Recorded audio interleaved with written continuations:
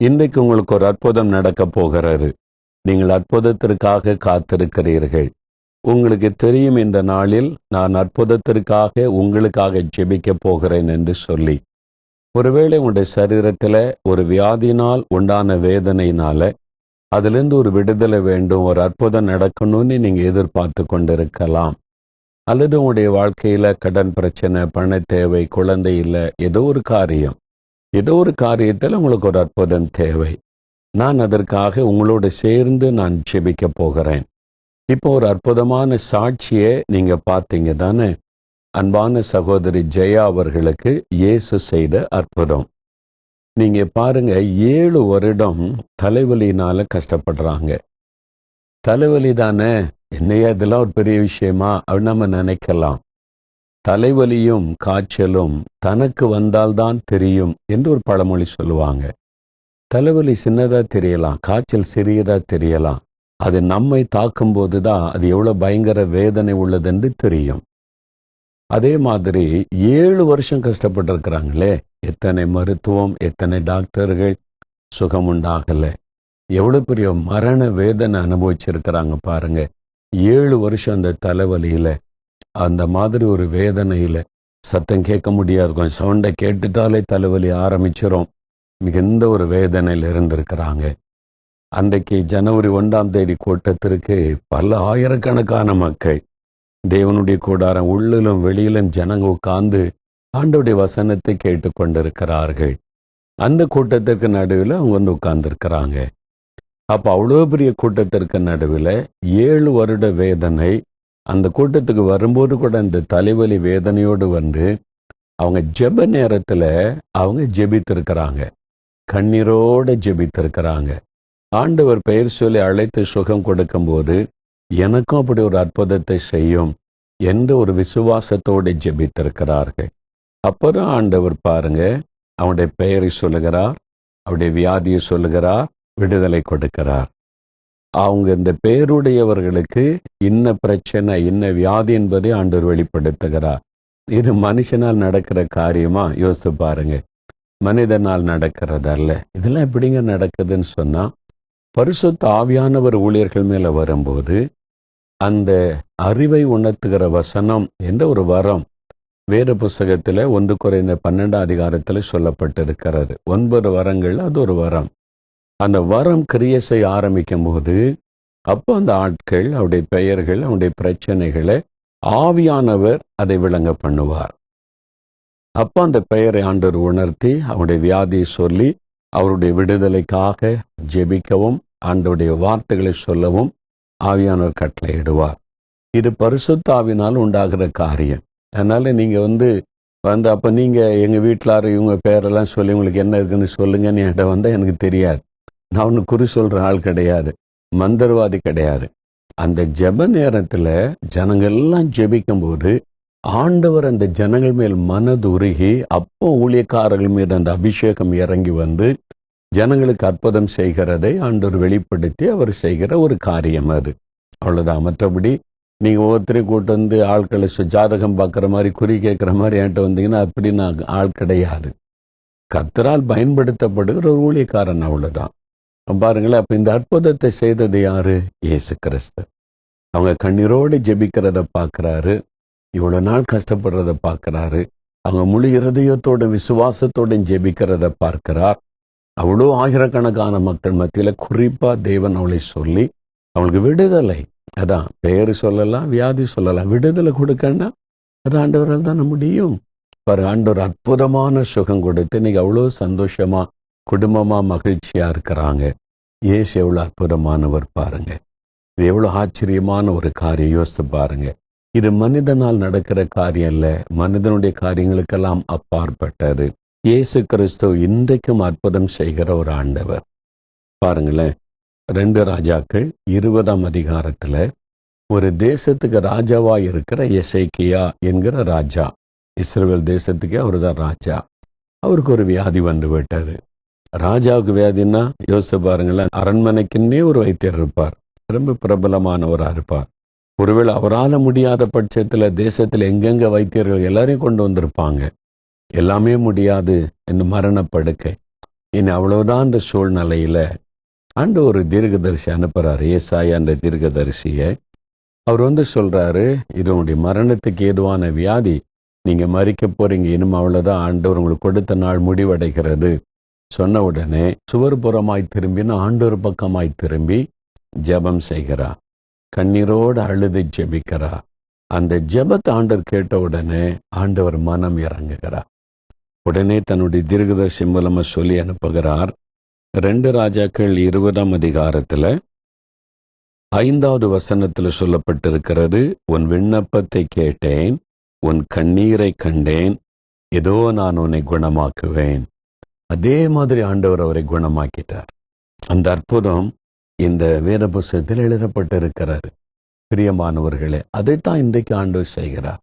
நம்முடைய விண்ணப்பத்தை கேட்கிறார், கண்ணீரை காண்கிறார், நமக்கு சுகம் கொடுக்கிறார், அற்புதம் செய்கிறார். சிலர் போய் தங்களுடைய வேதனைகளை மனுஷங்கிட்ட சொல்லி அழுவாங்க. என் குடும்பத்தில் பாருங்க, இவ்வளோ கஷ்டம், நான் இவ்வளோ உத்தரப்படுறேன். சில டாக்டர்கிட்ட அழுவாங்க, என்னை எப்படியார் காப்பாத்துங்க டாக்டர்னு சொல்லி. நண்பர்கிட்ட அழுவாங்க. அவங்களாம் அவங்களை இறக்கப்படலாம், முடிந்த அளவுக்கு முயற்சி பண்ணலாம். ஆனால் முழுமையான ஒரு விடுதலையை நமக்கு தந்துவிட முடியாது. ஆனா ஆண்டவரிடத்துல நீங்க கண்ணீர் சிந்தும் போது ஆண்டவர் அதை பார்க்கிறார். அவரால் செய்யக்கூடாத அதிசயமான காரியம் ஒன்றும் இல்லை. அவர் சர்வ வல்லமுள்ள தேவன். அவரால் எந்த வியாதியும் குணமாக்க முடியும். உங்களுடைய எந்த பிரச்சனையும் அவரால் தீர்க்க முடியும். உங்களுடைய எவ்வளவு பெரிய தேவையா இருந்தாலும் அந்த தேவையை சந்திக்க முடியும். வழியே இல்லாத இடத்திலும் அவர் வழி திறக்க முடியும். அப்ப அவர்கிட்ட நம்ம ஜெபிக்கும் போது அற்புதத்தை நீங்க பெற்றுக்கொள்ள முடியும். இன்னைக்கு உங்களுக்கு ஒரு சுகம் தேவையா? என்ன வியாதி? தீராத வியாதி. இத்தனை வருஷமா கஷ்டப்படுறேன்னு நினைக்கிறீங்களா? எத்தனை ஆண்டுகள் ஆனாலும் சரி, இன்றைக்கு இயேசு உங்களை தொடுவார், அற்புதம் செய்வார். அந்த சகோதரி சொன்னாங்க, இன்றைக்கு எனக்கு இயேசு அற்புதம் செய்யணும். அந்த விசுவாசம், அந்த ஜெபம், ஆண்டவர் அதை கண்டார். அப்ப இன்றைக்கு இப்போ நாம இப்ப ஜெபிக்கும் போது உங்களுக்கு ஒரு அற்புதம் நடக்கும்னு விசுவாசிங்க. ஆண்டவர்கிட்ட கேளுங்க, இன்றைக்கு என்ன சுகமாக்கணும் ஆண்டவரே, நான் ஒவ்வொரு நாளும் ஜெபிச்சுக்கிட்டு இருக்கிறேன், இன்னும் எவ்வளவு நாள் ஜெபிக்கிறது? இன்றைக்கு எனக்கு அற்புதம் நடக்கணும், இன்றைக்கு எனக்கு விடுதலை வேணும், இன்றைக்கு எனக்கு சுகம் வேணும், இன்றைக்கு என் குழந்தைக்கு ஒரு அற்புத சுகம் உண்டாகணும். கேளுங்க. என் மனைவிக்கு, என் கணவருக்கு, என் மாமியாருக்கு, என் தாயாருக்கு, யாரா இருந்தாலும் சரி, இன்றைக்கு எனக்கு ஒரு அற்புதம் நடக்கணும், இன்றைக்கு நீங்க செய்யுங்க ஆண்டவரே, நீ கேளுங்க. ஆண்டவருடைய சமூகத்துல ஒருவேளை உங்களுடைய பாரம் அது ரொம்ப அழுத்துகிறதா இருந்தா அவர்கிட்ட அழுதுருங்க, அவருடைய கண்ணீரை சிந்திருங்க. அவர் நம்முடைய ஜெபத்தை கேட்கிறார், நம்முடைய கண்ணீரை காண்கிறார், நம்முடைய கண்ணீரை துடைக்கும்படி அற்புதம் செய்கிறார். அதுக்கு தான் அவர் சிலுவைக்கு போனார். சிலுவையில நம்முடைய பாவங்களை சுமந்தாராம். மத்தேயு 8:17 வேதம் சொல்லுகிறாரு, நம்முடைய பலவீனங்களையும் நம்முடைய நோய்களையும் அவர் சிலுவையில தன்மீது ஏற்றுக்கொண்டு நமக்காக இரத்தம் சிந்தி மரித்தார். ஆகவேதான் அவருடைய தழும்புகளால் குணமாக்கிறோம் என்று 1 பேதுரு 2:24 தேவனுடைய வசனம் சொல்லுகிறார். நம்ம அழுது ஜெபிக்கும் போது இயேசுடைய தழும்புள்ள கரம் தொடுகிறாரு. உடனே வியாதி மறையும், கட்டுகள் அறுக்கப்படும், அற்புத மாற்றம் உண்டாகும். இப்ப ஜெபிக்கலாமா? இப்ப உங்களுக்கு குறிப்பா எந்த காரியத்துல சுகம் வேணும்?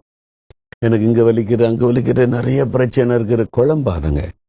இப்ப எது உங்களை அதிகமா பாதிக்குது? எதுல உங்களுக்கு ஒரு சுகம் வேண்டும்?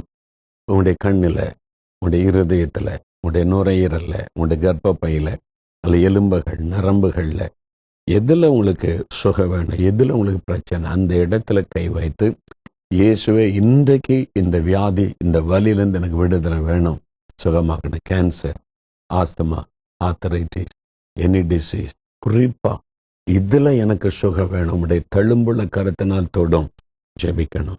அல்லது ஒருவேளை உங்களுடைய குழந்தைகள், உங்களுடைய கணவர், உங்களுடைய மனைவி, உங்களுடைய பெற்றோர், அவங்க மேல கை வைங்க, கூப்பிடுங்க டிவிக்கு முன்னால. அவங்க மேல கை வைத்து அவங்க சார்பா நீங்க கை வைத்து ஜெபிக்கணும். இப்ப சேர்ந்து நம்ம ஜெபிக்க போகிறோம். ஆண்டவர் அற்புதம் செய்ய போகிறார். முதலாவது உங்களுடைய சுகம், அந்த அற்புதத்துக்காக ஜெபிக்க போகிறோம். அதன் பிறகு மற்ற தேவைகளுக்காக ஜெபிக்கலாம். கடன் பிரச்சனை, பண பிரச்சனை, வேலை இல்லாத பிரச்சனை, குழந்தை இல்லை, அப்படிப்பட்டவங்க இருதயத்துல நெஞ்சில கை வைத்து கொண்டு ஜெபிங்க. இப்ப என் கூட சேர்ந்து நீங்களும் ஜெபிக்கணும். அப்போ இன்றைக்கு ஆண்டவர் உங்களை பார்க்கிறார், அவருடைய கண்கள் உங்களை கவனிக்கிறாரு.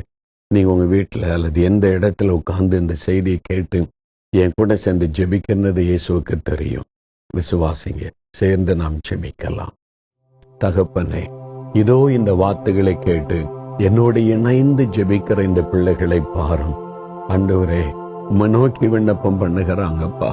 எனக்கு ஒரு சுகம் வேணும், விடுதலை வேணும், இந்த வியாதி மாறணும், இந்த வலிகள் விலகணும், என் இருதயம் மாறணும், ஒரு அற்புத சுகம் இருதயத்துல வேணும், என் நுரையீரல்ல சுகம் வேணும், கர்ப்பப்பையில சுகம் வேண்டும், நரம்புகள்ல எலும்புகள்ல எங்க சுகம் வேண்டும் என்று யார் இப்பொழுது ஜெபித்துக் கொண்டிருந்தாலும் அவர்களோடு இணைந்து நானும் ஜெபிக்கிறேன். ஆண்டவரே, மனதுருக்கமுள்ள தேவனே, வியாதியஸ்தரை கண்டு மனதுருகி தொட்டு அற்புதம் செய்தவரே, வலியினாலும் வேதனையினாலும் இந்த நோயினாலும் கஷ்டப்படுகிற இந்த பிள்ளைகளை பாரும்.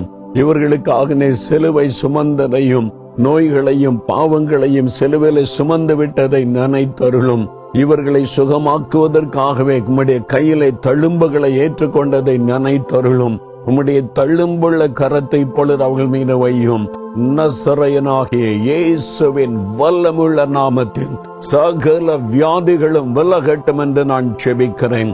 சகல வலிகளும் பலவீனங்களும் மறையட்டும் இயேசுவின் நாமத்தில் என்று ஜெபிக்கிறேன். உம்முடைய சுகமளிக்கிற வல்லமை அவருடைய சரீரத்திற்குள் இறங்கட்டும். கண்களிலே சுகம் இயேசுவின் நாமத்தில் உண்டாகட்டும். பாதிக்கப்பட்ட இருதயம் இயேசுவின் நாமத்தில் புது இருதயமாய் மாறட்டும். நுரையீரலை தொடும், சிறுநீரகத்தை ஆண்டவர் தொடும், நரம்புகள் எலும்புகளை தொடும். ஆண்டவரை சகல நோய்களும் இயேசுவின் நாமத்தில் மாறட்டும். பொல்லாத கேன்சர் வியாதி மறையட்டும் இயேசுவின் நாமத்தில். அந்த கட்டிகள் எல்லாம் இயேசுவின் நாமத்தில் கரைந்து மறைந்து போவதாக.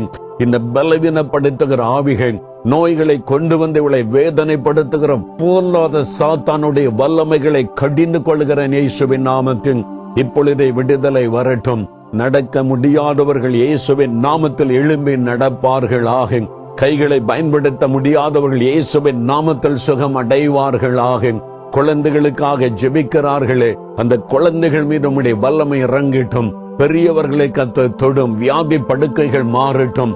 இன்றைக்கு இப்பொழுது ஒரு அற்புதம் அந்த வீட்டிலே நடக்கட்டும். இயேசுவின் நாமத்தில் சுகம் விடுதலை உண்டாகட்டும். அவருடைய துக்கம் சந்தோஷமாய் மாறும்படி நீர் அற்புதம் செய்கிறதற்காய் ஸ்தோத்திரம், ஸ்தோத்திரம். தகப்பனே, எனக்கு ஒரு வேலை வேண்டும் என்று ஜெபிக்கிற பிள்ளைகளுக்கு வேலைக்காக வழி திறந்து ஆசீர்வதியும். கடன் பிரச்சனை மாறணும்னு வேண்டுகிற பிள்ளைகளுக்கு அதிலிருந்து விடுதலை தாரும். ஆண்டவரே, அவருடைய கற்பத்தின் கனி வேண்டும் என்று ஜெபிக்கிற பிள்ளைகளை பாரும். இயேசுவின் நாமத்தில் கற்பங்கள் ஆசீர்வதிக்கப்படட்டும். சந்ததியின் ஆசீர்வாதம் உண்டாகட்டும்.